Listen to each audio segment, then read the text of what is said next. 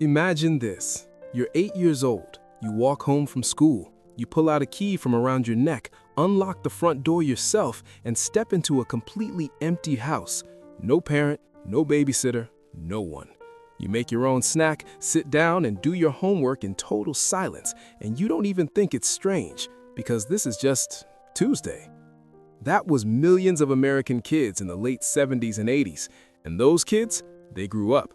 They became your managers, your mentors, your parents. They built the internet. They rewired modern work culture, and somehow, nobody talks about them. Generation X, born between 1965 and 1980, sandwiched between two of the loudest generations in history, and psychologically, the most misunderstood of them all. By 1984, approximately 7 million American kids between ages 5 and 13 were regularly unsupervised after school, as documented in the American Journal of Orthopsychiatry. This wasn't neglect, it was economy. Both parents had to work, and there were no ring cameras, no smartphones, no way to check in. That empty house planted something deep in the Gen X psyche. You could not always count on someone being there. And when parents did come home, there was no "let's talk about your feelings." Consequences were fast, direct, and non-negotiable. Psychologists call this a high-contingency environment, where your brain learns to link actions to outcomes in real time with zero buffer. The result? A generation that instinctively thinks 3 steps ahead, not because they were taught to, but because survival required it. Gen X watched their parents' generation preach stability, then saw record divorce rates tear families apart through the 70s and 80s. They watched loyal employees get pink slips in corporate restructurings. Every adult in their life told them, work hard, follow the rules, life will work out. Then the rules changed, right in front of them. Psychologists call the response defensive pessimism, hoping for the best, but expecting the worst, because expecting the worst is what protected you last time. Gen X doesn't call it that, they just call it being realistic. This is why you'll rarely hear a Gen Xer say, everything happens for a reason. They've seen too much to believe that. Gen X grew up in a world where privacy was normal, even necessary. When you messed up as a teenager, maybe 5 people found out. It stayed local, it faded. No screenshots, no viral moments, no permanent digital record. So when social media arrived and people started broadcasting their lives to strangers, Gen X looked at that and felt one thing: risk.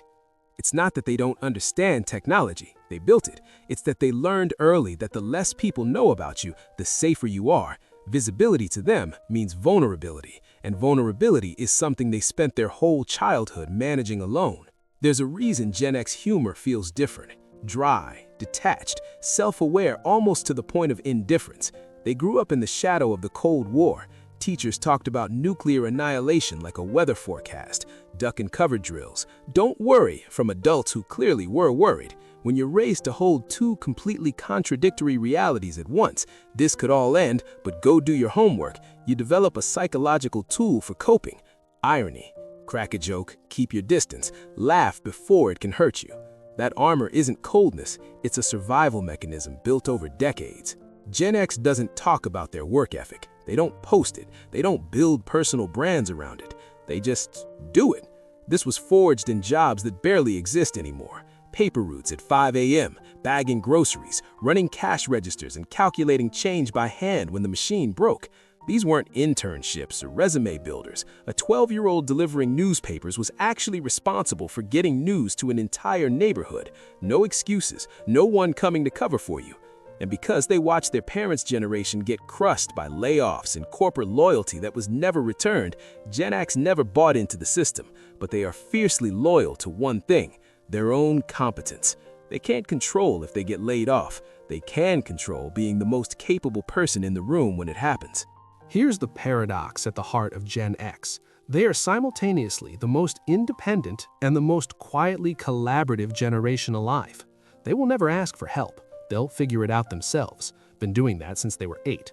But if you need help, they'll show up. No announcement, no Instagram story about it, just there. This comes from necessity. When parents were absent, friendships became lifelines. The bonds formed in those unsupervised hours, in basements, on bikes, figuring things out together. Those bonds ran deep. And that loyalty transferred directly into how they operate as adults. Gen X has a complicated relationship with authority. They'll follow you anywhere, if you've earned it, but a fancy title with no substance behind it? They have absolutely no patience for that. They watched Watergate, Iran-Contra, the government's catastrophic mishandling of the AIDS crisis. They grew up with front-row seats to authority failing, lying, and looking out for itself. So they learned to separate the position from the person and respect only one of them. This shows up everywhere in how they lead and how they're led. The oldest Gen Xers were hitting their professional stride when the 2008 financial crisis struck. The youngest graduated directly into the dot-com crash. In between, they watched entire industries restructure, disappear, or get automated. This is why Gen X is more likely than any generation before them to maintain multiple income streams, not out of entrepreneurial passion, out of hard-won knowledge that nothing lasts. The economy taught them this lesson the hard way more than once. Research published in the Journal of Adult Development shows Gen Xers report significantly lower levels of seeking social support during stressful periods, not because they have no one to turn to, but because asking feels like losing. This self-reliance shaped how they process information too. Before the internet, knowledge had weight. You spent hours in a library searching through card catalogs for a single answer. Information cost effort. And cognitive psychologists describe what this produces as deeper encoding. Information you worked for becomes more permanently integrated into memory. They also learned to fix things with their hands. Bike chain slipped? Flip it over, get grease on your hands, figure it out. This builds something researchers rarely name but everyone recognizes: mechanical intuition, the belief that patience and a screwdriver can solve almost anything. Now they watch their kids grow up in a world of constant supervision, curated social media, and instant answers. They gave their children the attention they never received, and sometimes, quietly, they wonder if they've made them too dependent, too visible, too soft. Because in the Gen X worldview, being visible still means being vulnerable. The truth is, Generation X may be the last generation that truly knows what it feels like to be alone with your thoughts, to be bored without a screen, to solve a problem without searching for the answer first. They're not better than other generations. They're just different, shaped in a unique window of history when the old world was dying and the new one hadn't quite arrived yet. They are the bridge generation. And bridges don't get much attention. They just hold everything together, quietly, without asking for recognition. And honestly, that's the most Gen X thing of all. If this video hit home for you, make sure you subscribe. And if you want to support these deep dives, hit that join button to become a channel member. I'd genuinely appreciate it.